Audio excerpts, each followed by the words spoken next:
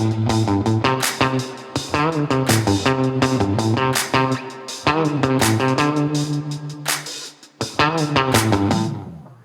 to the Penguin Magic Podcast. I'm your host, Eric Tate. We are going to dive straight into our main event.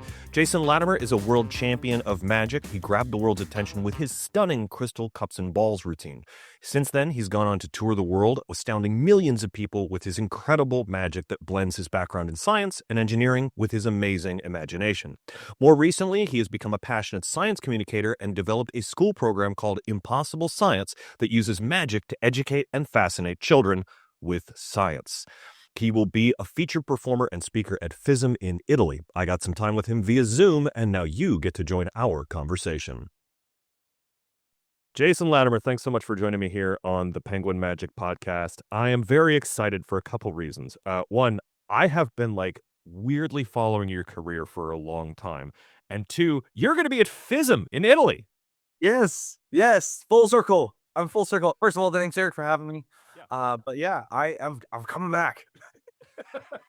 But as a lecturer and a performer and a panelist, not as someone, you're not coming back to steal another trophy. Or, I'm sorry, win another trophy. You didn't steal it.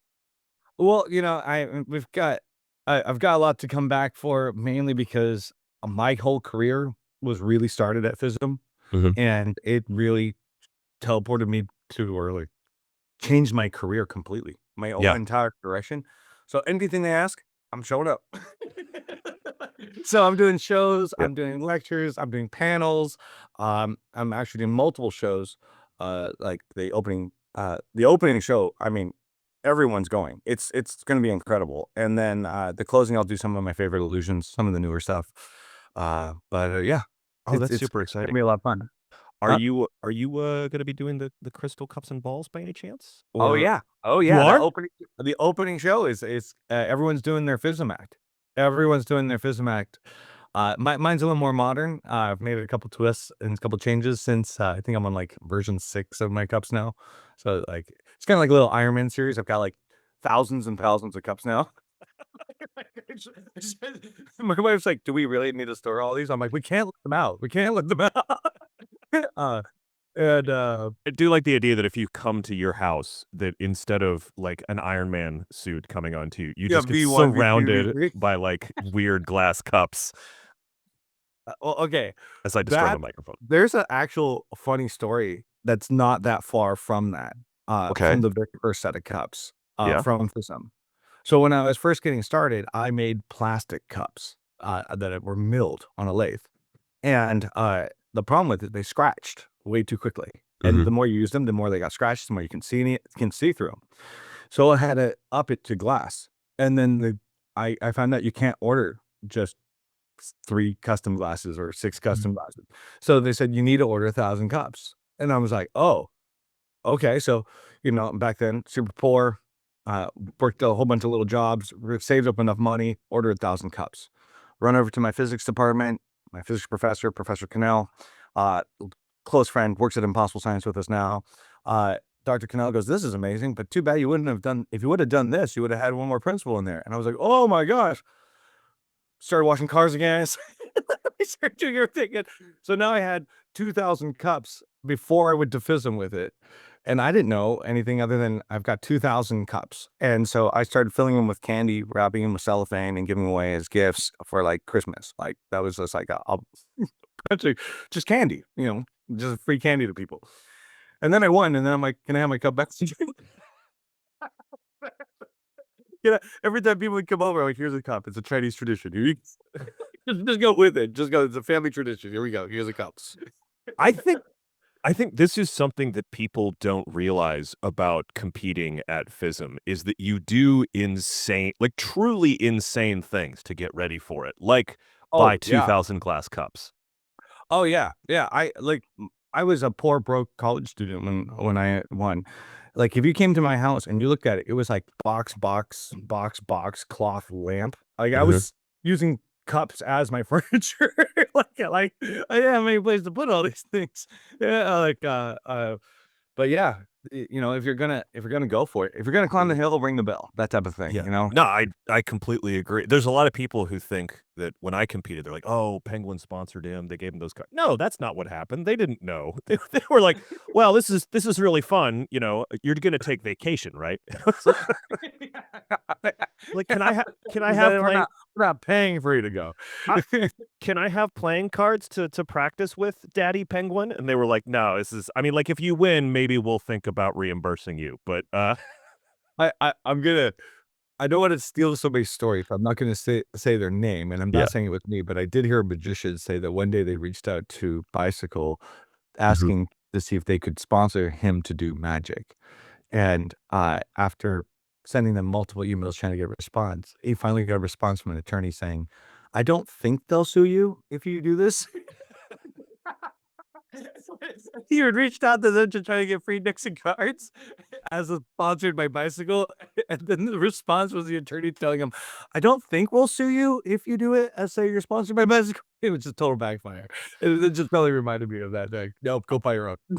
I a little bit now want to like get together a panel of FISM prize winners to just discuss the insane things that they've done over the years in getting ready for literally 8 minutes of your Oh, life.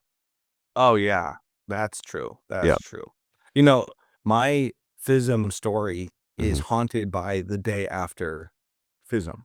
Is it And because you didn't know what to do with yourself after that? no, the exact opposite. So my day after FISM started at the beginning of FISM. And what I meant by that is I was broke, or still like broke. And I tried to enter multiple categories, so it cost a lot of money, but I wanted to do it right. I arrived early, I adjusted to the time, I used all my money to try to put myself up. Back then, Danny Sylvester Jester. He was a close friend of mine, and he was just like, "Why don't you stay with me? I'm performing at FISM. You could stay in my hotel room." I'm like, "Oh, thank you, thank you." And then what happened was, on his way, I had arrived early, didn't have a cell phone. On his way to the airport, he loses his passport. All right, so he's not allowed to go, and he can't get a hold of me. All right.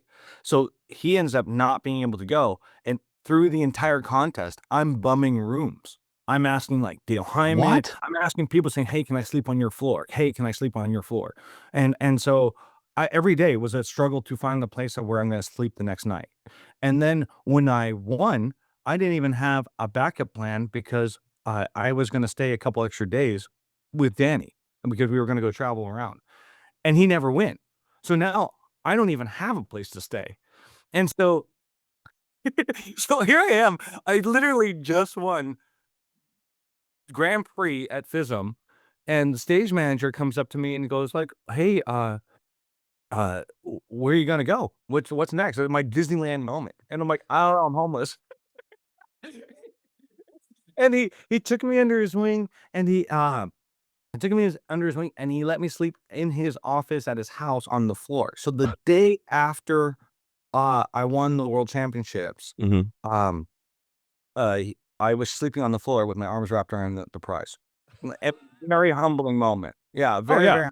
very and ever since then, like, ever after that, I'm like, "It's gotta get better than this." Oh, And, yeah, I never forgot that. Like, you can mhm. win the biggest prize in the world, and it just doesn't mean anything, but it's what you do next. Yeah. That means everything. Yeah. It's all about what you're gonna do next, uh, and that's true for everything in life. I mean, I I couldn't like agree. I vividly remember sitting backstage with my prize, holding it in my hands, and then finding out that there's no prize money, which is just wild. Uh, son of a and then just going like, "What am I gonna do next?" And trying to, like, having that moment of, like, you've been working towards this. Speaking of doing next, you've mentioned it already, and I know that you're gonna give a talk about this at FISM, but I am truly fascinated by impossible science. Oh, And it's very exciting. and Yeah.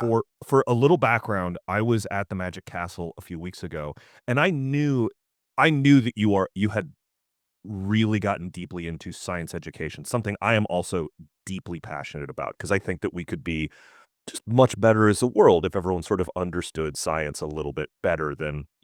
How to ask questions in a logical fashion. Yeah. Yeah. Uh, Yeah, it makes it a lot easier to talk to people.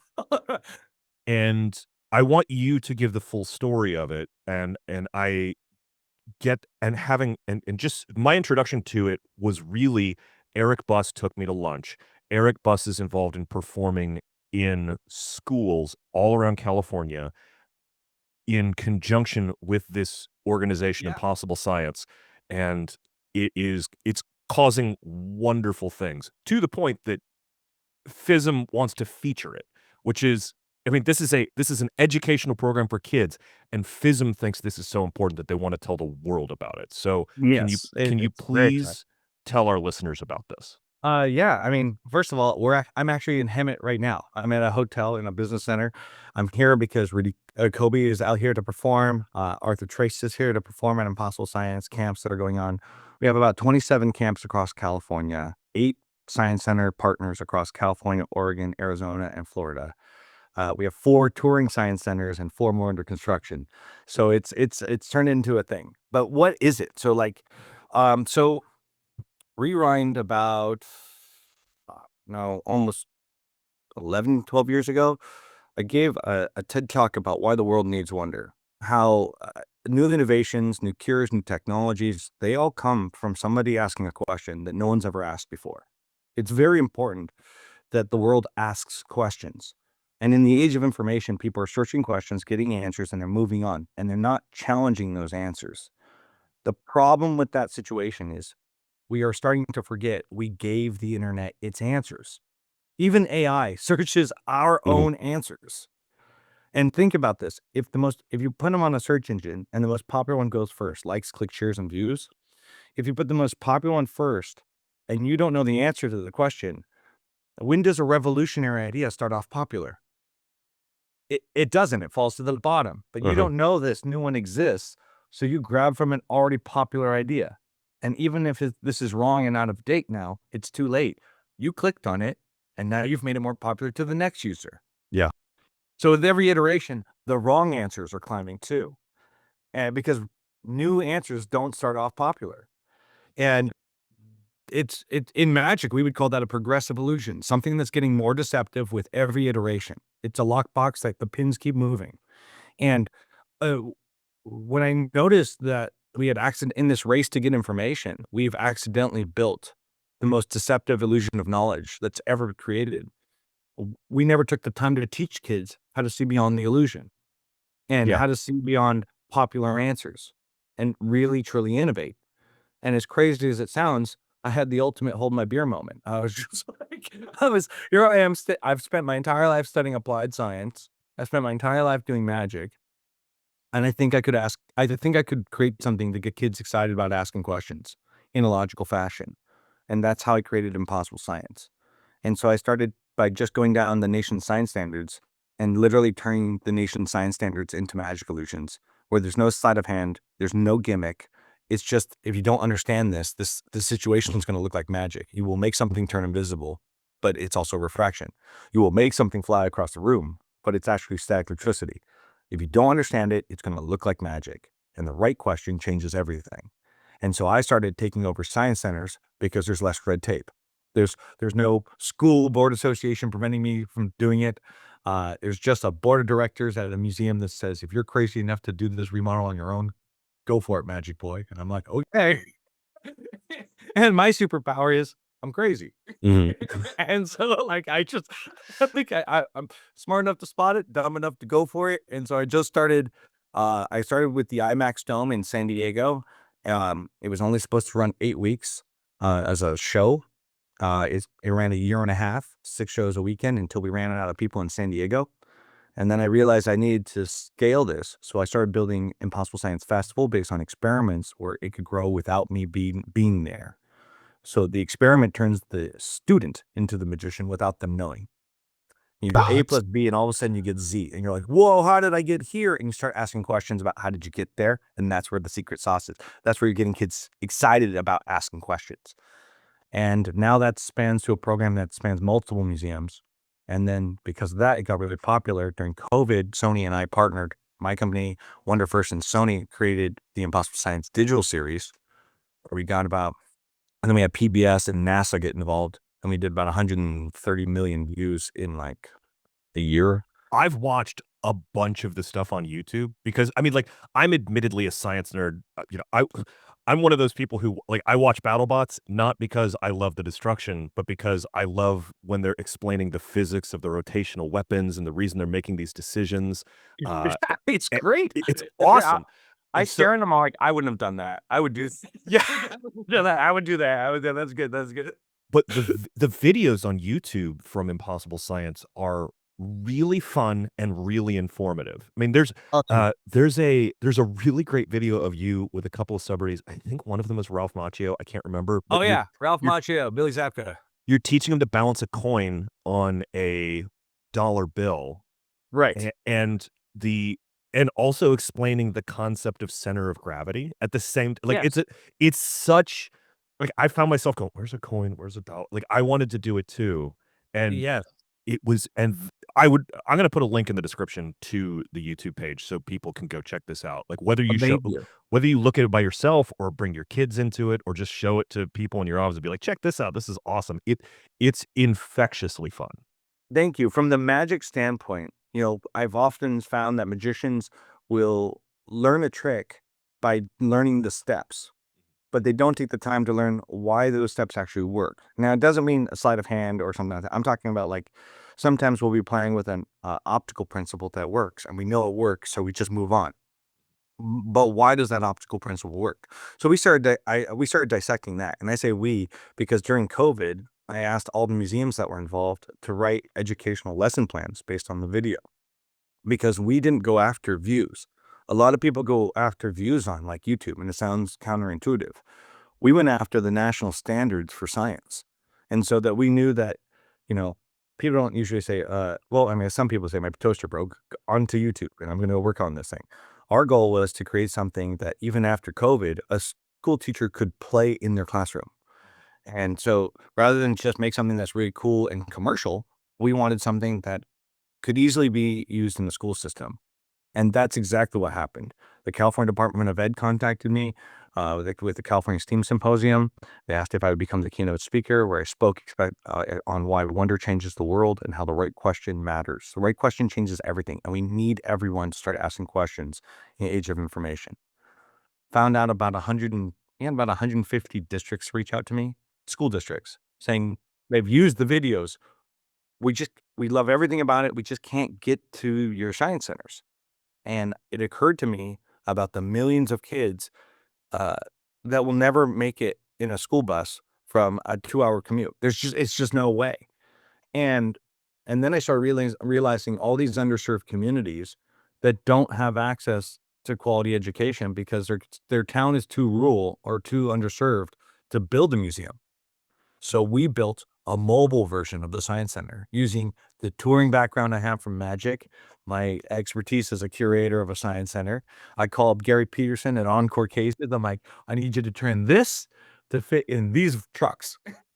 And he was like, may you live to be 1,000 years old. And so we started building these sets. Now we have touring versions of a science center, and it transforms to give you an idea of scale. We build 5,000 square feet. In the record is 67 minutes. It's It, 67 minutes. With 6 to 8 people, 67 minutes from when we arrive, you will have a 5,000 square foot exhibit on your campus. You can reach your entire campus in one day. No more buses, no more logistics, no more parent volunteers, no more it's like a science center that moves with the speed of a book fair. And we're doing that for entire districts and regions and counties now all over California. And that then is we paired that with a crazy. camp. Yeah, and now we do that with a camp so that you no longer have just one day of wonder. You can literally have weeks of content based on the lesson plans from from the COVID and Sony, plus new ones. Plus, we use magicians to help us kick off the conversation. And these are not just birthday party magicians. These are Mhm. magicians like you've got Trig Watson, Mario the Maker Magician, Arthur Benjamin, who's also going to be at FISM. You've got Arthur Trace, Rudy Colby, Eric Buss, Matt Marcy, Joe Ward. These guys are all Yeah. pro. And we took their show and we said, hey, if you make something disappear and reappear over here, we're not going to give away your effect. We're going to create a science experiment where a kid can make something move at high speed to go from here to there. So we're doing effect versus method. We've just turned that into a curriculum. So it's the same effect, just a different method. It's what is so amazing to me, and we've talked about this a little bit, but I've really started to think about this. And as magicians, we do these things and we sort of tell the audience, you're not allowed to ask the question. And so kids all know that a magician can't reveal the secret. But when you take magic and you turn it on its head and give them the ability to ask and then go, hey, this may not be how he did it, but here's a way it can work. It it takes that wanting to ask a question and actually, like, makes it fulfilling to ask a question, Oh yeah, which is very empowering. so empowering to these children. Yeah, it's super empowering because the Impossible Science Festival, which is actually the Touring Science Center, we just call it a festival because it's easier for people to recognize and understand. You could have a levitation section where there is, let's say, 5 to 10 different experiments on just levitation, where each experiment is not the same as the last experiment. They're completely different. So you're going to float something with static electricity. The next station might be the Magnus effect. The next station might be quantum locking. The next station might be, so it's same effect, different method, but we're doing it indirectly with science principles. So what I joke around, the byproduct of a magic trick is curiosity. The byproduct of having this experience of the festival is this excitement and wonder of how many more tables are there? How many more experiments do I not know?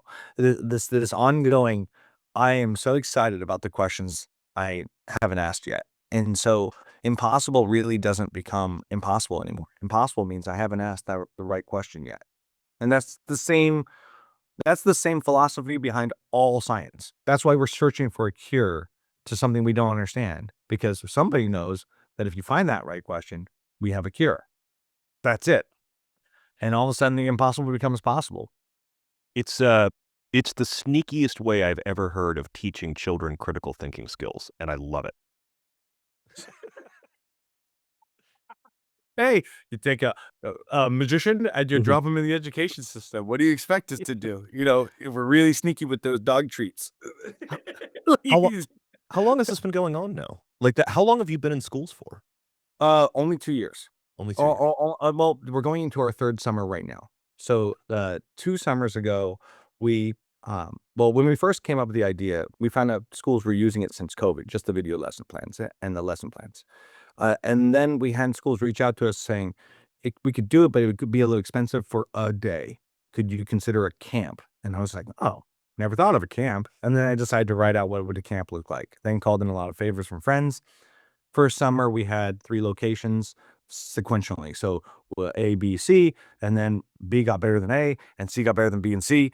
And then at C, we're like, okay, we got this. And so now my partner, Ben Zackheim, he does all the logistics, which is absolutely bananas. I'm so proud to have him on board. He's not a magician, which makes him even real easy as far as like his background's in education, logistics, and business. Great. And what's it called now, we're upwards of 27 camps, and we just were awarded the STEAM contract from LA Unified School District, Los Angeles Unified School District, making magic and science now officially starting next year, in the second largest school district in the country. So we're going to be in That's charge of huge. all the STEAM camps, all the festivals. We've already started participating in their camps, and their festivals. But next year, that's when our the real lift comes. And yeah, if we can prove that we can take over the LA Unified School District with magic and science and get everyone excited about wonder, think about the questions that are about to come out of the science community with a magician at the helm. Oh, like it's gonna be amazing. But you've been doing the science centers for almost a decade, right? Yes, yes, Okay, yes, and so there was a flaw to that plan. The flaw yeah. to the plan was I had to be there at the science center, and I was honored to be a part of it, and I still am. We're opening more and more science center partners all the time. Next year we've got Orlando, but we're gonna be reaching out to more museums in Florida next year because so much stuff is being sent over there. Um, but you know, I love being the first step out of the gate with impossible science because I've got such a heart for it. But the reality is I can't be everywhere. So if we really want to move the needle, I needed to bring in pros, people that really understand it and are in a position in their career to help make a difference. Like it's the scale that's getting everyone excited. It's just the sheer volume of people we're seeing. It's something that just occurred. So, because you're based in California, but Yes. you've talked about Florida multiple times now. So this is going nationwide. Yes, that's the game plan. That's the game plan. Because if you really consider the concept, and at our company, we're really adamant on one thing. If you really consider the concept of the right question changes everything, then the second part of that sentence comes, that question could be asked by anyone, anywhere. And so we don't know if the next Einstein is on a rural community on a farm, and they don't know it either. But everyone has the right to ask a great question. So we should go out of our way to reach every person, everywhere, with the ability of critical thinking and ask some questions in a logical fashion. And that's the goal. Reach everyone. The idea is inspire wonder and ask the question that could inspire the right question that changes everything. It's overwhelming to realize the kind of impact that this potentially has. Oh, it's super exciting. I was just in Texas about 2 weeks ago talking to region 2. So there's 20 regions, kind of like counties, but there's 20 regions in Texas. Mm. But again, think about the rural communities of Texas. I mean, Mhm. there was a school district that had 34 kids in it. The entire district had 34 kids in it. And it blew my mind because those 34 kids, um, collectively, their budget per child will never have enough money to bring a quality STEAM education into the area. Not Mhm. to be rude, it's just the facts of Yeah. it. So I was out there to meet with the 42 superintendents of Region 2 to explain to them that if you guys say yes, we're coming. We're gonna Impossible Science will come to Region 2, but I do need all 42 to say yes, because Sure. I will help adjust the situation so that one of the biggest problems with going to a multi-state rural community is how do you make the numbers work? And I love to be philanthropic, but I have to make sure that this is constantly rolling forward. And so Ben and I decided with the concept that we know everything we're doing in California works.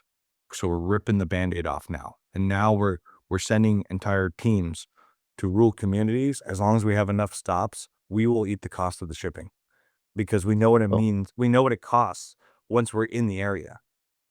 So we're just saying if you get enough interest in an area, we'll move a team to that area, and then it'll everybody gets the Mhm. same price as you would in California, and that's how we're doing it. We know what the numbers work once we're there, but we need everybody to know what we're doing once we're there. This Like that. this question might sound crass, but I do have intention behind it. Are you guys nonprofit or for profit? We're a for-profit company. Okay. No. We are. Well, but I asked that because it sounds like because when you're a for-profit company, you do have the ability to hire, uh, uh, not a great way to say this, but a higher quality of talent. You can attract a certain type of talent that would otherwise be unavailable to these students, Well, just because the nonprofit area like tends to take all of the money and give it back. okay, so address that part. Yeah. We are a nonprofit. We are looking at what's called a fiscal corporate sponsor, which is the idea of being a 501 that allows us to take on money of people that love the concept but want to donate. And we Mhm. don't want that to come into the business. We want that to be a fiscal 501 that makes sure that we're using it absolutely the way we wanted to use it as a charity. Gotcha. So we've only looked at it so that people that do get excited could actually could help us make a bigger impact. Yeah. My philosophy from the very beginning is not that I don't want to be a 501, Mhm. but in order for this to grow, it has to be self-sustaining. If I Mm. have to spend half the time raising money to go make an impact as a 501, then it was never a sustainable idea. It has to be, the numbers have to work out so that there's enough extra to acquire the next location. To to to be able to roll it forward so that, like, yeah, people go, "I can't believe you're doing it for so little per child." And I'm Mhm. like, "That's because there was, like, 50,000 kids that just went through last summer." Yeah. Like, Yeah. every time I get more kids, it makes it easier for the next location Mhm. to get more people, and it's gotta be a profit company, for that reason. if we plan to advance.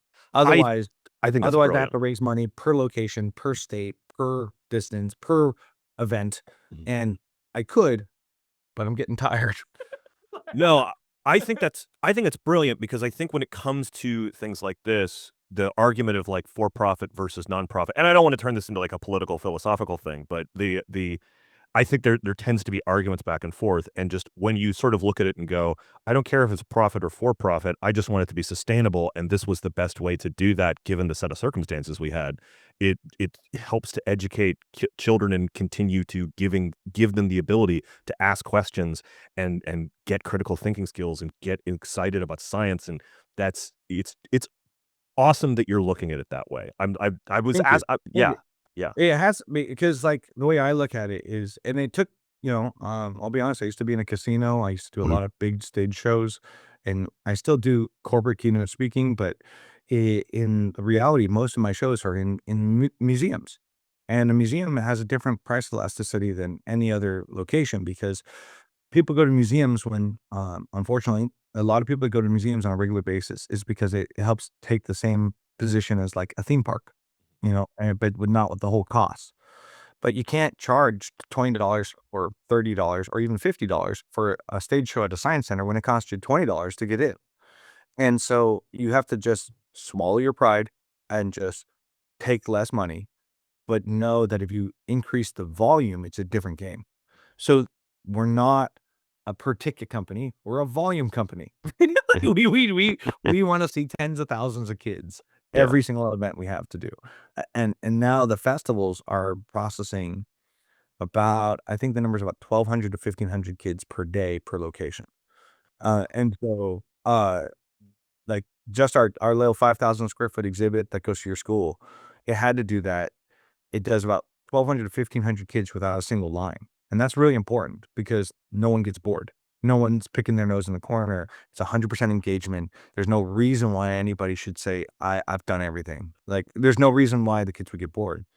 So, we created a a system that's pushing kids through at a speed that could reach the entire school, and that had to sit around 1,200 to 1,500 kids for the larger middle schools, and, yeah, I think I mean, it's a volume game, and I it's a per experiment game, and it's a per interaction game, and to be honest, I'm having a blast.